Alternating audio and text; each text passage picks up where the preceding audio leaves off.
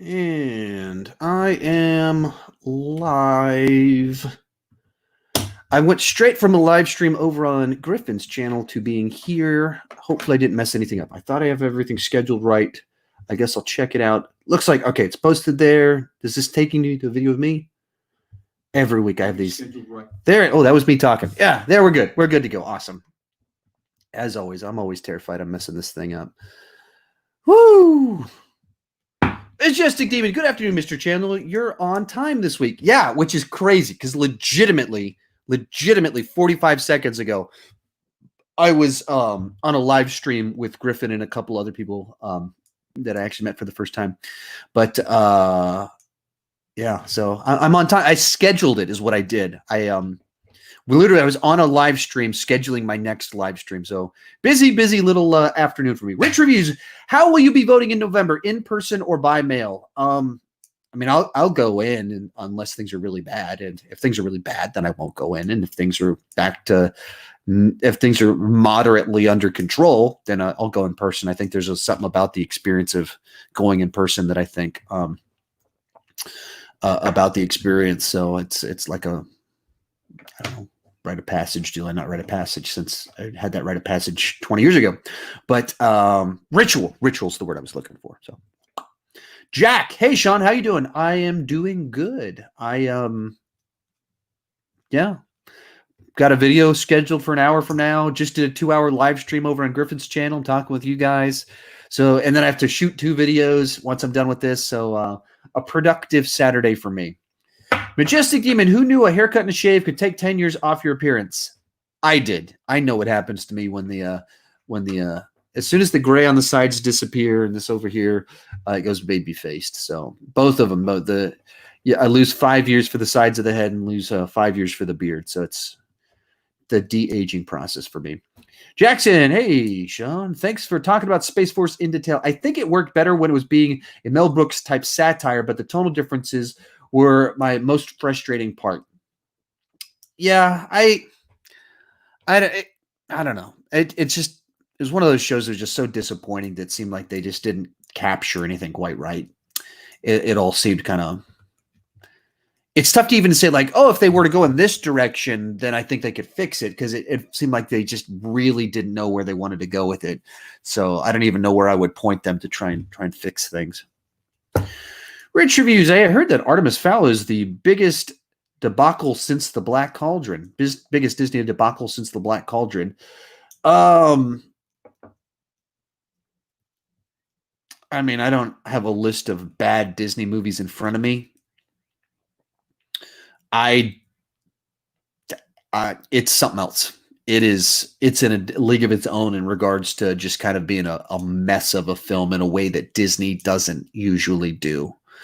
It's weird that Disney made a movie like this, because they just have such a slick machine for producing stuff, and the movie it really is a bit of a wreck on almost every level. So yeah, and I'll shoot my review actually once I'm done with this. I'll go make my hair less fluffy, or maybe just comb it a little bit. So you guys are getting to see fluffy Sean hair.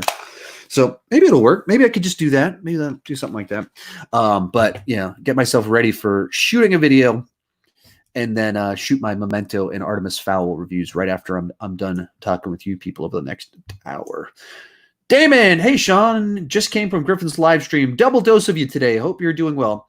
I am. So yeah, a lot of talking in a row.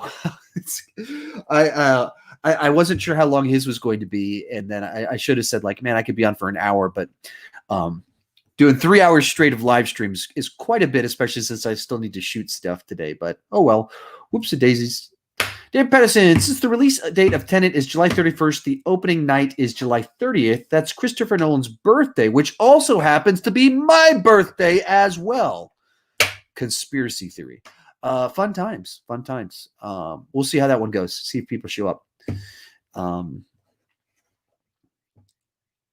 Adarsh, hey Sean, personally I find the most movies I watch that are considered terrible usually aren't as bad as they're made out to be. I think most movies have a base level of PR quality. What do you think? It depends on what you're talking about.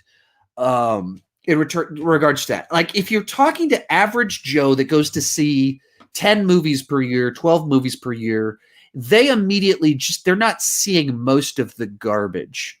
Like there's stuff that's like incomprehensible, incompetently made. And so they're not seeing that. And so then they pick something like a Michael Bay Transformers movie and like, this is the worst thing ever made.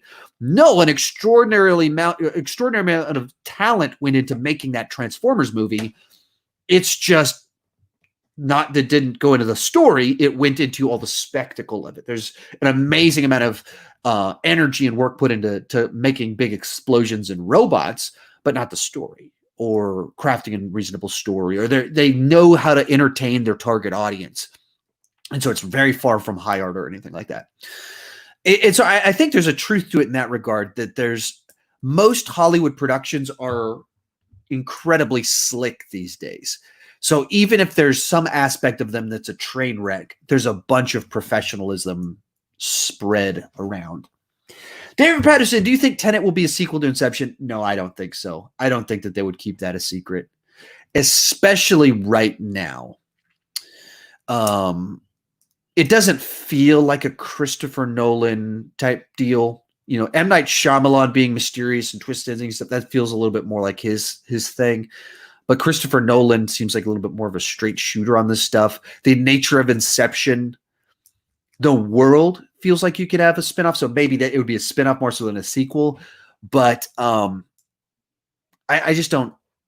I would think, especially with people not going to the movies, they would use that trick to get people to buy a ticket. They'd say, "Hey, by the way, this is Inception 2. Please buy a ticket. Please go back to the theaters. We don't want to go out of business." So I don't think it's going to be. I think that they would have done something with that. It doesn't feel like a Nolan thing to do. Comics Man, hey Sean, what are your thoughts on Locke starring Tom Hardy? I haven't seen it, unfortunately, so I have no thoughts on it. Jackson, name some movies that made you cry the most. I don't. Assumption being that there's a bunch of movies that have made me cry that I could point to, and I can't. I don't really get scared at movies. I don't get like cry at movies. So I don't know. I don't have anything particularly coming to mind. I mean, like I got emotional during Just Mercy. In the middle of it, there's a flag scene that's a brutal little sequence, very emotional. So that comes to mind as the time I got emotional during film. But like I'm not a cry at the movies kind of person. Jack, what are your thoughts on Remember the Titans? I just watched it again the other day because I thought it would be pretty relevant, and it was definitely more powerful in light of recent events. Yeah, I mean, great sports movie, great movie that tackles both past and present issues and kind of working through some of that in a way that it does it through story rather than someone standing on a soapbox preaching at you. And so I think it hits a lot of the right notes in the way that you should do that. And so yeah, it's a solid film. I haven't watched it in a while, but I really enjoy it. Just a Demon. So I bought the Mission Impossible 6 film collection last week. Finally watched the first one yesterday. I found it kind of boring because of the lack of action. Best parts of it were still pretty good. In light of what you said before about finding Christopher Nolan movies boring, I'm not terribly surprised by that. The first one is a little more espionage, more spy, sneaking around. It's not a straight up action movie. The later films become more action spy movies. The first one is more espionage, sneak around. So I'm not terribly surprised that one wasn't for you. Mr. Patterson, I loved your following review. Awesome. I'm thinking that this Nolan series is going to be pretty cool because they're different types of reviews, because his movies are different types of movies. They're ones that you want to talk about what he did with them. And some of them have interesting backstories. So like my Memento one, I've got, I think, 3 interviews from him already saved. I'm going to have cut in little clips of him talking about the backstory, the structure of Memento, and what makes it interesting. So I would guess you're probably going to like this series because I've enjoyed making it. Or I've only made one, but even in just 2 movies into it, in the notes that I've written for Memento, It's, he there's a reason that Christopher Nolan is a top tier. Why am I wearing headphones? I just realized, like, why does everything sound funny? Because I'm wearing headphones. I'm wearing headphones because I was on a live stream before this with other people. You guys aren't talking, so I don't need the headphones on anymore. But I think, going through the series, it just reminds you why Christopher Nolan is Christopher Nolan. Rich Reviews, thoughts on Sigourney Weaver possibly not returning to the Alien franchise. I don't. It's kind of a weird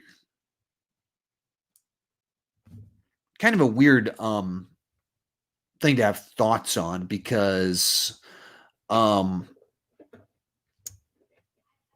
she hasn't been in the role for 23 years. So it's like, hey, what do you think about this person who hasn't been in this part for over 20 years not being this part anymore? Well, I haven't thought anything of it. Since I was in high school, her character she's not been this character. So there were discussions of them doing the Blomkamp alternate Alien 3. I was all on board with that, because I obviously I don't like the Alien 3 that we have because of the direction they took the plot. And I would have liked to have seen that. If she's saying it sounds like it's not happening anyway, because Ridley Scott keeps pushing forward on these Prometheus sequels in his direction. So there's not a big surprise there. So I can't say that I don't have anything interesting to add to it.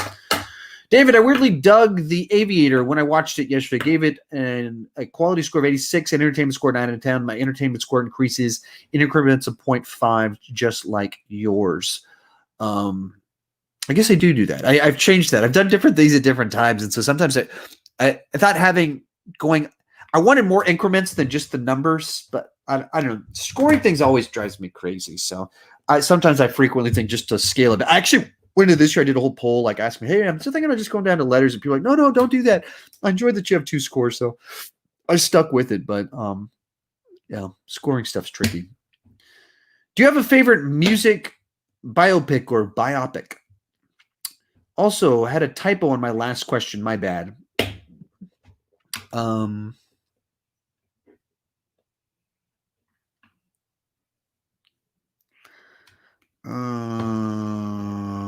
No. Yes. Rocket Man.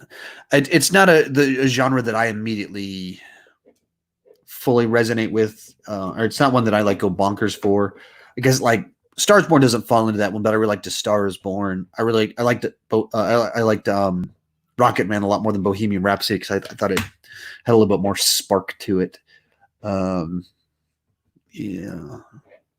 I haven't seen Walk the Line. I bought it. I have it right over here. I was gonna rank the James Mangold movies when Ford vs. Ferrari came out, but then I didn't do that. So yeah, that didn't happen. But Justin Eban, hey, the only Nolan movie I found boring was Inception, but that was because I only watched it at one time. I sure enjoyed it a lot more on rewatch. Yeah, but you said it was boring because you're ADD, so I'm not surprised that a 25-year-old Mission Impossible movie that's more of a spy one. My logic, my reasoning, based off what you said before, I think it holds strong. Noah, have you seen Peaky Blinders on Netflix? If so, what are your thoughts on it? I have not. I've seen, I think, one episode, the first episode, and it didn't immediately catch my attention. David, Inception is on my list of top 5 movies I want to see on the big screen. My second most anticipated of the year is the Inception re-release. It is only beaten by Tenet. Yeah, so I didn't realize there was an Inception re-release. And then I was on this live stream last hour and someone asked about it. Now you're bringing it up too. So I guess everyone else is more in the know than I am. So, yeah, I'd go see Inception on the big screen again. I don't know if it's probably a terrible idea, but I might see if I can get my son to convince my wife to take my 8-year-old son to see it, see if she'd let me do that. Rich Reviews. There is an ESPN 30 for 30 film that I think you might be interested in watching. It's about the rise and fall of boxer Tommy Williams. Well, while I have ESPN for the month, I've been thinking about looking into those ones to see what that could mean. Comics Man, are you using any audio effects on your mic? No. I mean, you might be hearing something. I don't have it. I can't hear myself. I couldn't hear myself in my headphones, and I can't hear it. So if you're hearing anything, I don't know about it. I'm not aware of any of that. So but I don't have any way to run effects on my voice right now. On my channel and my videos, I process things, but not right now.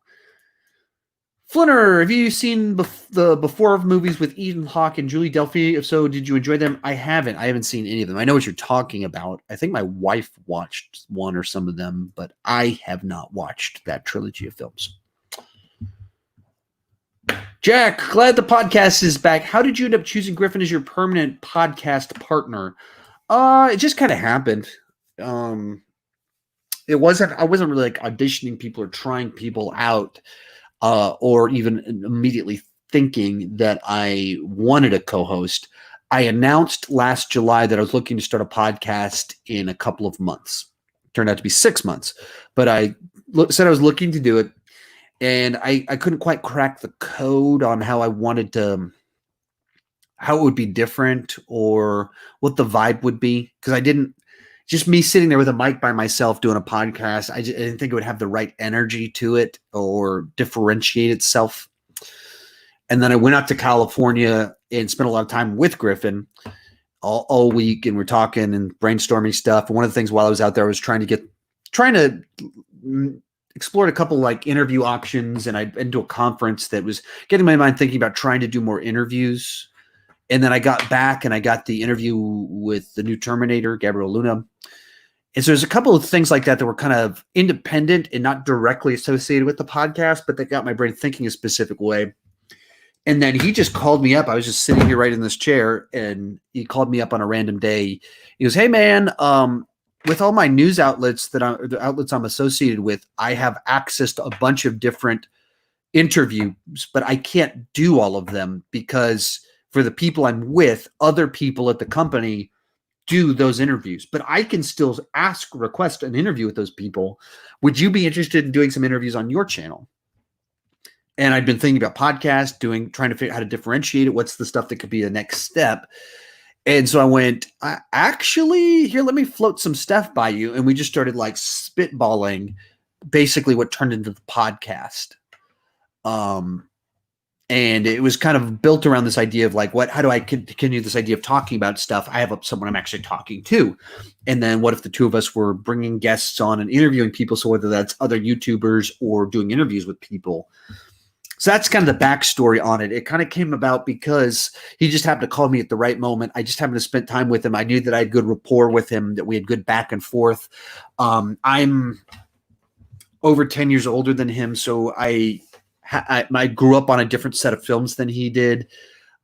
He's a lot more into prestige films than I am, but we're not so different. We don't approach it so different that it's not compatible. It's just two complementary perspectives. And then I have more subscribers. He has more connections. Put the two together, and it's just a really good partnership that lined up well for both of us. Movies with the Cuz. What's your favorite film that has been adapted from a book? Die Hard. Die Hard is based off a book. Now, it's a little bit misleading because I haven't read the book. I don't know much about the book. People don't know about the book. They just know Die Hard. But Die Hard is very much an adaptation of a book. And actually, the book is a sequel to another book that was adapted into a film that starred Frank Sinatra. So there's this whole like other world of Die Hard out there related to the source material for it. But and then Jurassic Park would be the other one that would come to mind. Majestic Demon. Aside from that, I've been loving your critics versus audience videos. Would you do one where critics and audience agreed? I've been getting that request in the comments section. Like, what about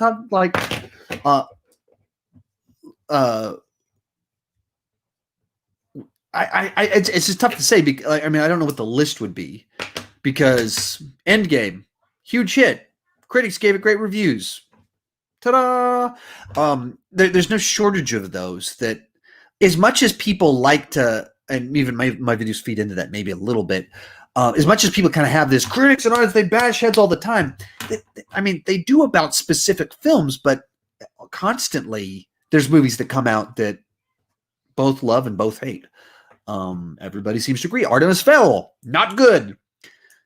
A lot of these MCU movies, a lot of these Pixar movies, they seem to agree. They're good. Jackson, but all that to say, like that series has been very successful for me, so I'm looking to continue to see how do I can keep going with it. So we'll see what happens. Jackson, in my screenplay I'm working on, one of the themes involves a couple losing their child. Do you think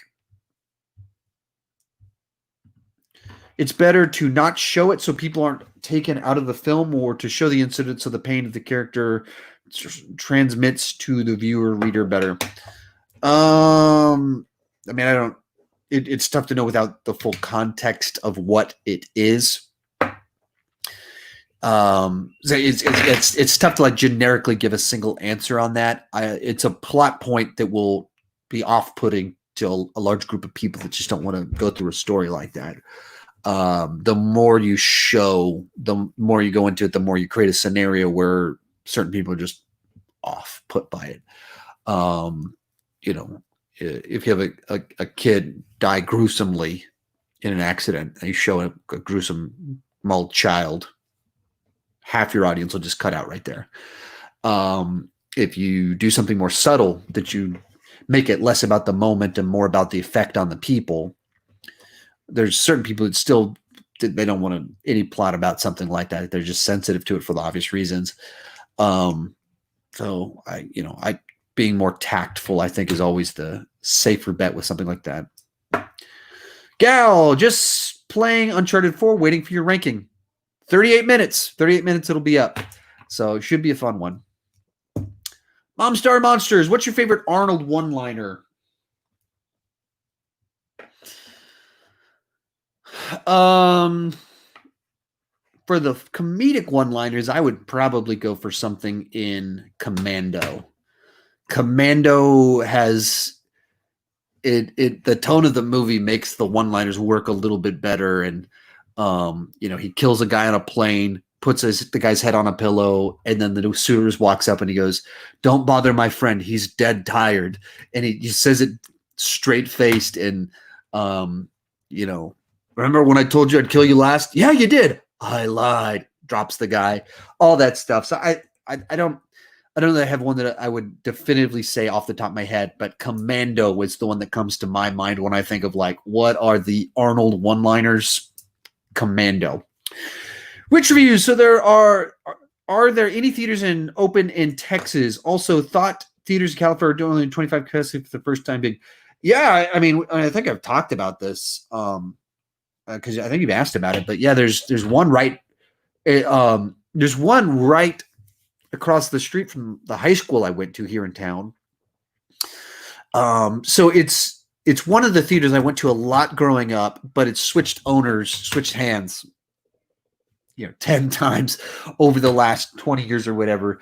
So it's kind of a theater that I've been to many, many, many times. In another sense, I've never been to this theater because I've never been to this version of it owned by this person. But it's open, and if they had been playing Scoob, I would have gone to go see Scoob there, but they weren't, or they didn't before I went to go see it. I was like, all right, can I go see Scoob on a theater?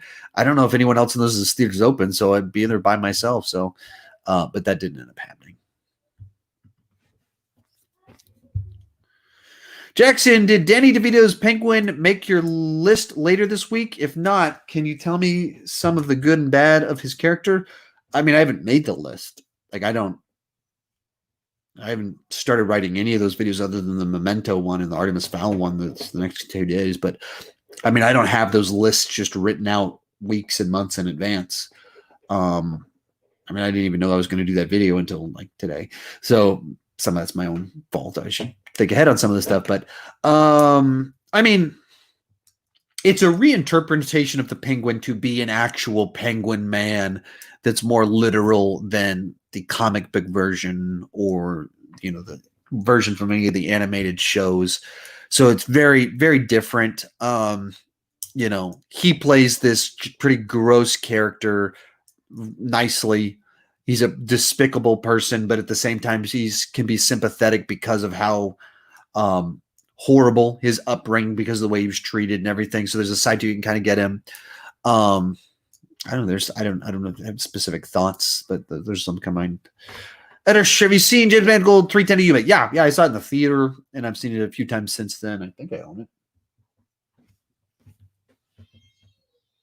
Maybe I don't own it. I'm not sure. I thought I owned it. Maybe I have it on DVD. But yeah, I thought it was a really good Western that I love that kind of thing. So I dug it. Boy, movies with cause. Thoughts on Boyhood 2014. First, I thought it was boring. First time I watched it, then rewatched it, was kind of liked it. I actually haven't seen it. I haven't seen Boyhood. It kind of came out at a very busy time in my life, so I didn't see any of the smaller stuff during that time period, just the big movies, and even missed some big movies that you would assume I would have seen in theater. I just missed them because second child was born, had a lot of my own personal issues.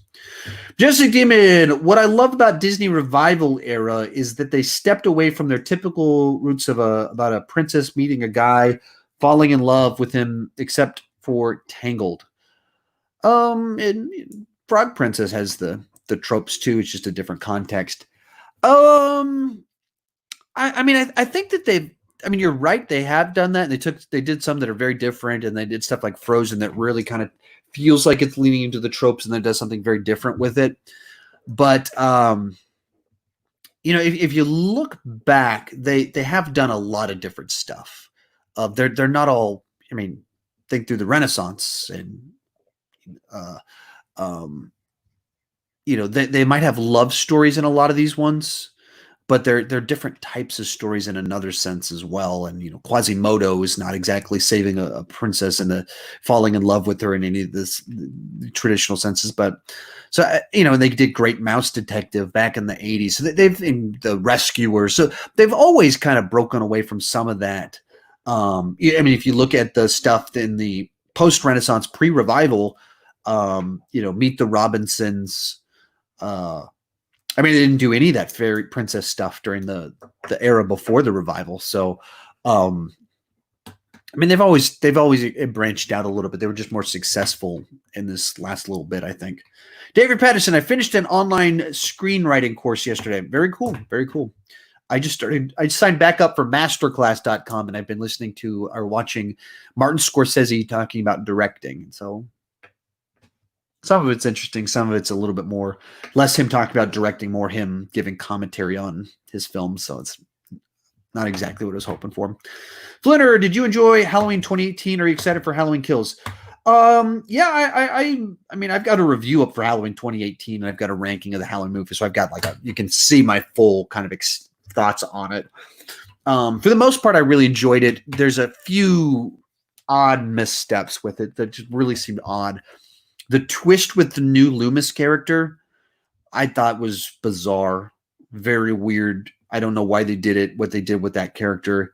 And then there was some very misplaced humor that just, they put humor in scenes that needed to be tense, and humor cuts tension.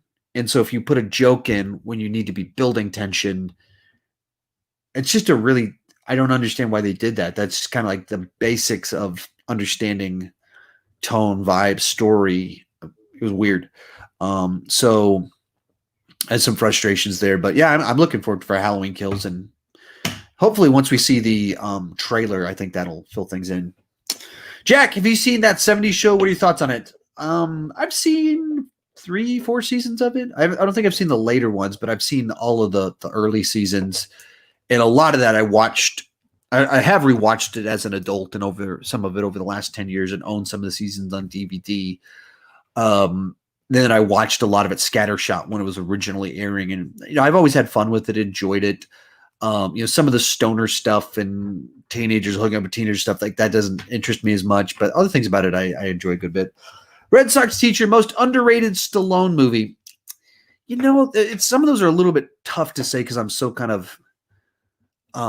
It's because you're answering the question like if I'm answering it for my usual audience that knows comic book movies and modern, like they know James Mangold because of Logan and Ford v Ferrari, and so then Copland is a good one to tell them about because James Mangold did a Stallone crime thriller 20-something years ago with Harvey Keitel and Robert Downey Jr. and Ray Liotta.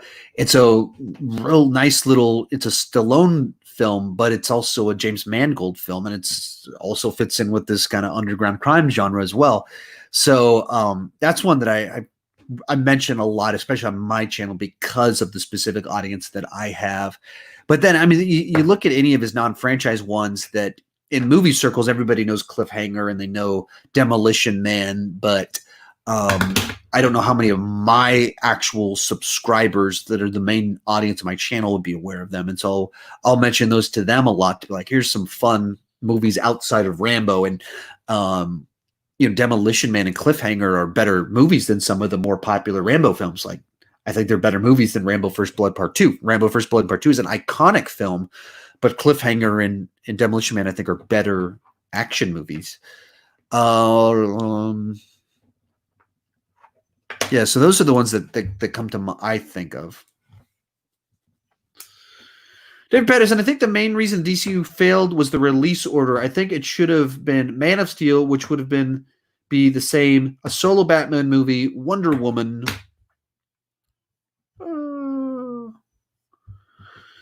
Part 2, same as what we got. Then Batman v Superman, mostly the same. Then Aquaman, pretty much the same. Flash movie, then Justice League, then throw Suicide somewhere in between.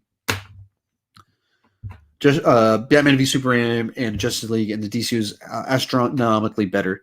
I mean, that kind of goes to some of it.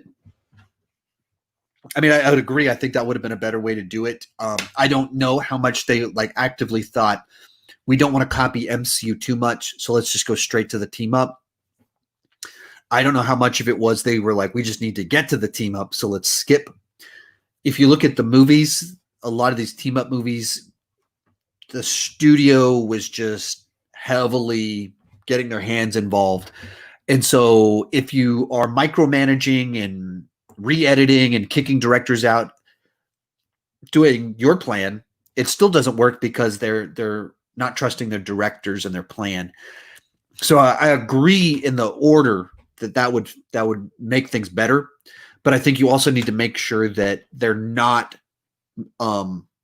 micromanaging by committee. I mean, because that's what it felt like, a committee micromanaging, which is a terrible, terrible way to do things.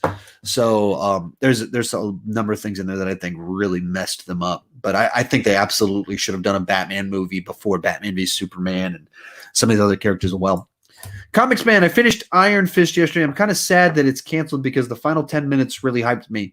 Yeah, I mean, what they did that on several of those shows that they I think 3 of them. I think Iron Fist, Luke Cage, and then Daredevil. All 3 of them kind of ended with like a tease for what's next. We're never getting it. You kind of did that. They also did a little bit with Punisher. They at the end of season 2, they kind of did something, and you went, "Oh, are they going to really let him do Punisher and stop doing kind of like the spy stuff with Punisher in the next season? It's just going to be him like mowing down the mob." No, because there is no next season. Star Monsters, who do you think is more important for a movie, the writer or the director? It's tough to give a single answer on that one because it's tough to say because it's both are obviously so important, and the wrong person on either one can sabotage the whole thing. But I've been listening to some interviews. There's a series on YouTube. It's a series that's over 10 years old called The Dialogue, and they released them as DVDs back in the day. And so I owned several of them with where they interview screenwriters. So Jonathan Hensley, who did a bunch of stuff with Jerry Bruckheimer in the 90s, and then he did the 2004 Thomas Jane Punisher movie. And then they have like Simon Kinberg that did a bunch of the X-Men movies, David Goyer, who of course Dark Knight trilogy, Man of Steel, and then Dark City, and the Blade movies. And they're interviewing them, and one of the common threads in the interviews is talking about just how fluid screenwriting is, in that it's not where it's the director, you've got like one guy, maybe 2 people, but there's a person that really did that. But when it comes to the script, you write a script and then it's passed along to someone else, and someone else punches it up, and then they go into arbitration to decide who gets credit. So like Jonathan Hensley apparently did a lot of work on The Rock, and he made the big point in this interview, like, the biggest regret of my entire career or frustration of my career is that I did not get a screenwriting credit for The Rock, because he's talking about like how he wrote the script for it, and I'm like, he's not credited, like he's not listed at all on that movie. And then at the end of the like afterwards, he goes, "Yeah, that's the biggest frustration is that I did all this work on The Rock, and I'm not credited for it." And I think because of that, the nature of film is a director's medium. On film, the director is more important because they're working with all the different versions of the scripts, pulling all the different pieces together. Buck stops with them. On television, the writer is more important. Majestic Demon also recently watched the Ultimate Edition of Batman v Superman. I do think it's improved on the theatrical version, but Justice League set up part I'm still torn about. We'll see what happens when we get the Snyder cut and how the Batman v Superman Ultimate Edition and Zack Snyder cut of Justice League, if that makes for a nice little 1-2 punch. Actually, if theaters are open now, what are they showing exactly? Release dates are delayed. Movies were out now on home media. Some of those home release ones they can put in theaters. Some of them they can't. Like the King of Staten Island, they almost played on some drive-in theaters, and then the studio was like, no. We only want this at home. We don't want it in any studio, any drive-in theaters. So they just threw that one out. So it's like some of the new releases, Trolls 2's on some screens and some stuff like that. And then older movies, but like it's like I can look up what's playing at this. Let me see see if I can find this one here in Austin. Sorry, trying to give you a definitive answer. Theaters near me.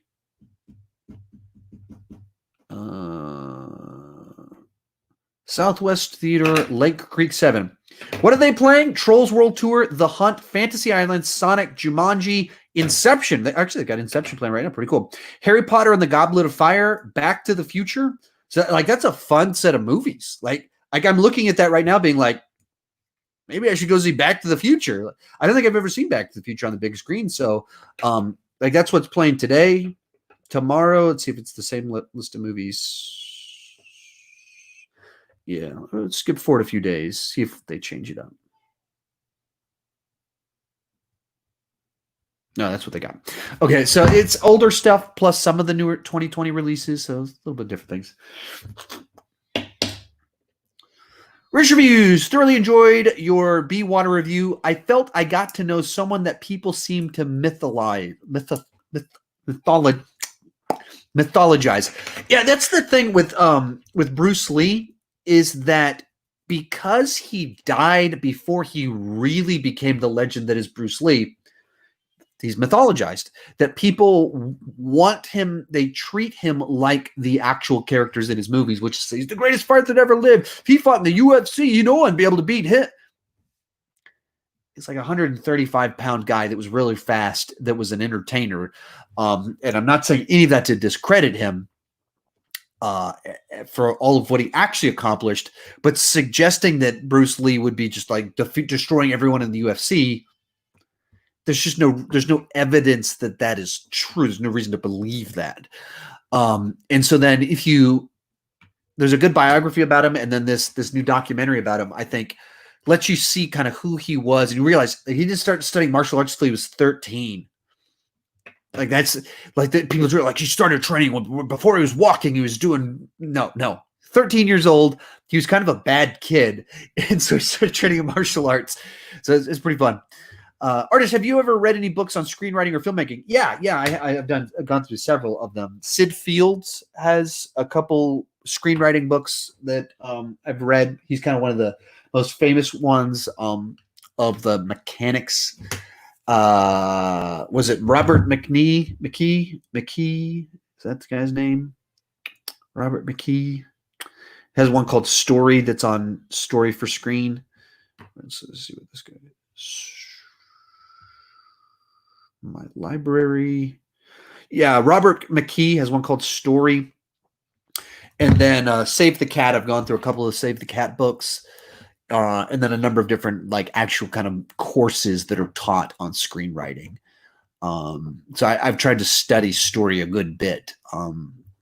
both out of interest as well as for the purpose of being better at what I'm doing right now. Like I signed up for Masterclass to take courses on screenwriting and directing and acting because it'll make me a better reviewer. David Patterson, opening night of Tenet, my birthday, opening night of Wonder Woman, my mom's birthday. Fun. Movies with Cuz. How do you do trailer actions without getting copyrighted? I do. I mean, I get claims on them very frequently. So a lot of my trailer actions I don't make money on. So certain studios, I just kind of skip doing them somewhat for that reason. Like, I don't know, I won't make money on this, so I'm not going to do it. But Disney doesn't claim any of them, so I'm be sure to do lots of content on Disney trailers because it's easy content to create that there seems to be interest and demand in that doesn't that I actually can make money on. But yeah, trailer actions get claimed all the time. Like Universal claims all of them, and it's frustrating. It's like my Fast and Furious review got. Trailer action got like 40,000 views. So $3 times per 1,000 views for 40,000 views. So it's $120 that Universal took. That's a day's worth of money that I didn't make. That's frustrating. That's one of the reasons that Patreon is kind of important because there's a percentage of what I do that I don't get money for. There's it's trying to balance that. Like I never know. Like thus far, Disney's been really good about not claiming things. But if let's say Disney changed their mind and they're going to claim anything they can, and I stop making money on all my Marvel videos and all my Pixar videos and Star Wars videos, I'm in trouble. I'm in big trouble because it's not like I can just magically re-upload those same exact videos without all the footage from the movies. So it's a bunch of stuff like that. But, and I've thought about maybe I should not do trailer reviews instead of trailer reactions, but trailer reactions seem to be what people are more interested in.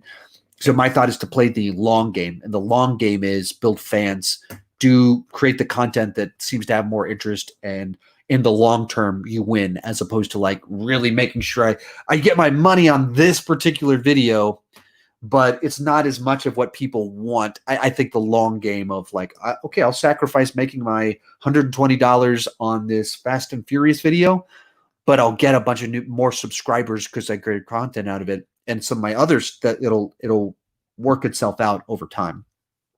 I don't know if that's true. I don't know if it'll work, but that's my theory.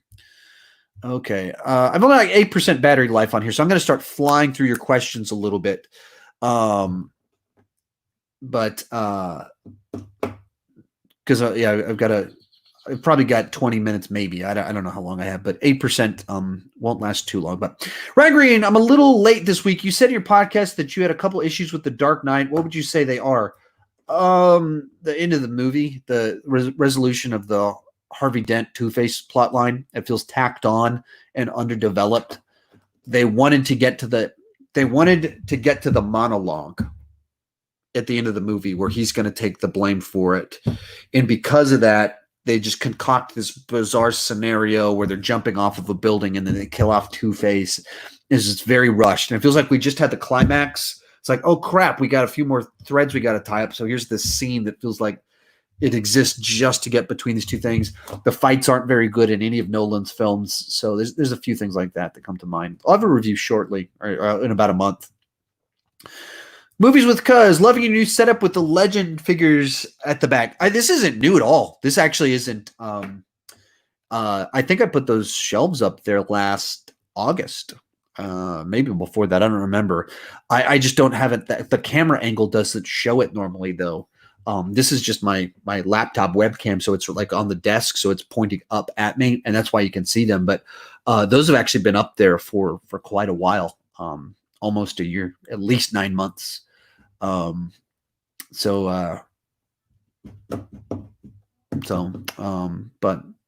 yeah, I you can see it in my live streams a good bit. If I do live stuff, you can see it, but you don't see it on the main channel. And there's not really a way to do the angle, because if I put the camera angle too low, there's too many options of where you're shooting up my nose. So I don't do it too much. The set's designed to have the camera about 6 inches higher than where this one is at. So that's why you can't see it. David, I finished rewatching all the MC movies yesterday. Spider-Man Far From Home is one of the most I'm split on because I really didn't like the first half, but I loved the second half. I could understand that. It's a movie that pretty dramatically changes in the middle of it. First reviews, thoughts on Van Damme's Sudden Death getting a remake on Netflix called Welcome to Sudden Death. Also, it's going to be more comedic than the original. I don't know what you're talking about, so I'm going to look into this. Welcome to Sudden Death. I mean, right off the bat, Sudden Death is Die Hard. I announced it last year. It's a Die Hard at a hockey game is what it is with Van Damme. So it's not exactly this distinct high concept film. Productions of Blumhouse thriller features new comedian set to star alongside Michael Jai White. With a comedic twist. Okay. I like the movie Sudden Death because I like the Die Hard knockoff genre, if that's what you want to call it. They did this movie last year or 2 years ago called it's got Dave Bautista, it's got Pierce Brosnan, it's got Ray Stevenson. I reviewed it on Patreon actually, but they did one just like it. It's the same exact thing. So it's an odd thing to do a remake of because it's not a movie that has name brand recognition. So weird. But Yoshi Demon, I know you had talked about this on the podcast, but are you at all nervous about getting into negatives when you review The Dark Knight because how beloved it is? Nope, not at all. Because I've talked about him on my channel before. I mean, I'm not looking forward to having stupid conversations with people that think the movie is perfect. That's not of interest to me, but it's not, I get nervous on the ones where it's on the political side to it of, I'm more nervous about if I watch The Five Bloods and don't like it, just in the political climate of people. Actually, my friend Rachel Reviews tweeted about this. She tweeted out this feels like the kind of movie that if you don't love it, then people accuse you of being a racist. And I was like, that is the climate right now of if you don't like this movie for its messaging, then you're a racist. That feels like something that could happen. That's the stuff more that I get nervous about, because sometimes I'll know when I'm going to get a crap that's it's not people really engaging with arguments. So I will skip out on my own comment section. Actually, is what I'll do. I get actually more nervous about Star Wars videos and Office videos. Do you like Joe Dirt? I've never seen Joe Dirt, actually.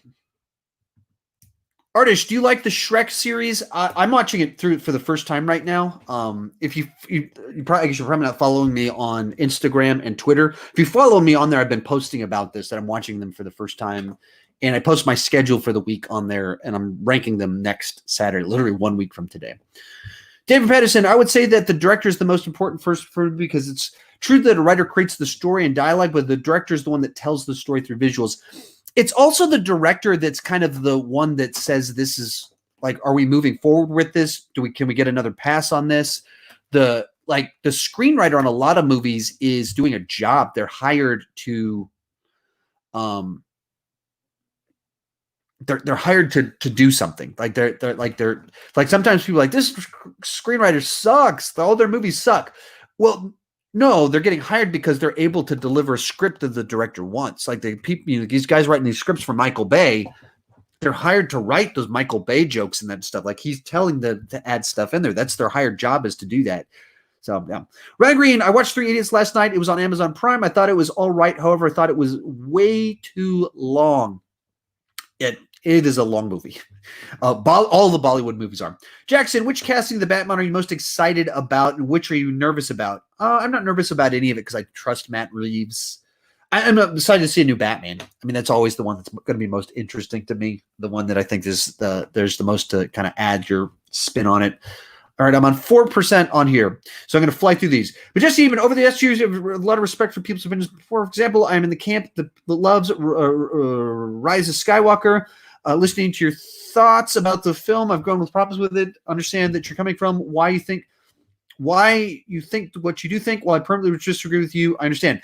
I think that's the key thing. Being able to understand why people have different opinions. That's the key thing. You don't have to agree with me, but understanding it and not just having everyone should see like me. I don't want people to agree with me. I just want people to understand what I'm saying and help them think differently. or see how other people think.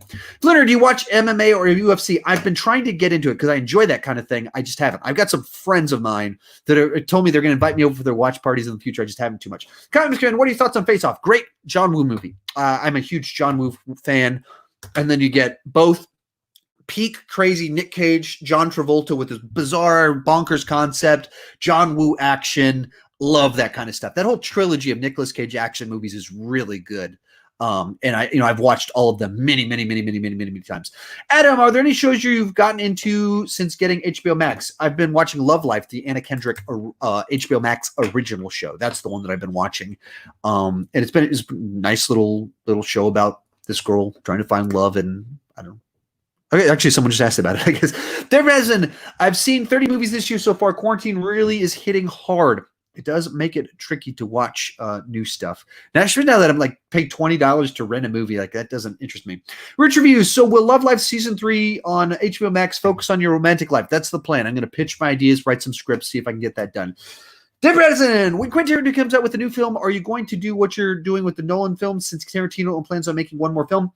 It's tough to plan years in advance because there's a lot of different things that go into when and what I decide to do. So I can't really say. It's certainly on my mind. If it comes out in the middle of summer, it's just tough because there's so much stuff that comes out and it's a day of the week. Like even right now, I'm struggling that I have too many ideas and too many things I want to cover, and I don't have time to cover things. People are like, when are you going to review The Five Bloods? When are you going to review the new Judd Apatow film? I don't know. My schedule's already full. So I don't know. I don't care for good choreography if the fight doesn't have a purpose in the story, which is why I still consider The Dark Knight perfect, even if it doesn't have the best choreography.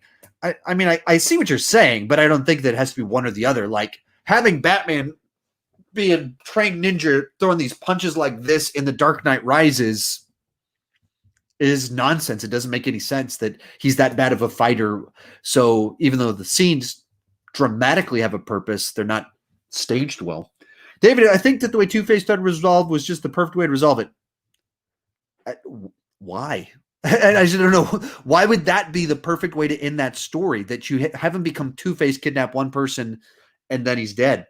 Like it doesn't. I don't know what the argument is. Jack, I'm on vacation, so just wondering what's your favorite kind of vacation is? Beach, lake, visiting a new city. I don't really go on many vacations actually. I enjoy the beach, but now I'm scared of the water because I have kids. Sometimes I've gone to a cabin in the woods with my wife a few times, like on our honeymoon. So that was kind of fun to just kind of get away, play with fire every night.